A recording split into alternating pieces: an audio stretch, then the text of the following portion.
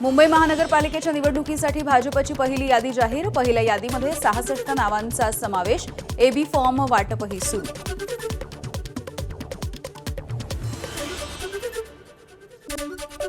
नवी मुंबई महानगरपालिकेमध्ये शिवसेना आणि भाजप युती होणार नाहीये। दोन्ही पक्षांच्या नेत्यांनी आपापल्या उमेदवारांना अर्ज भरण्याचे आदेश दिलेत।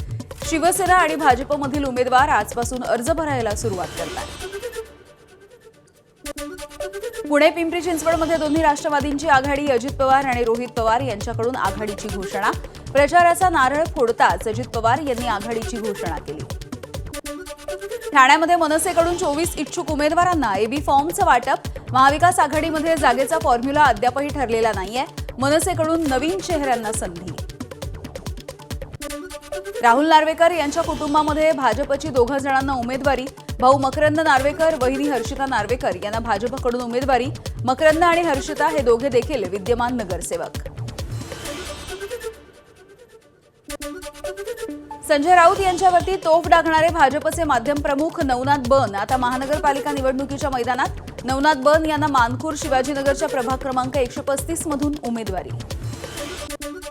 भाजपचे माजी खासदार किरीट सोमय्या यांचा मुलगा नील सोमय्या यांना भाजपकडून उमेदवारी देण्यात आली।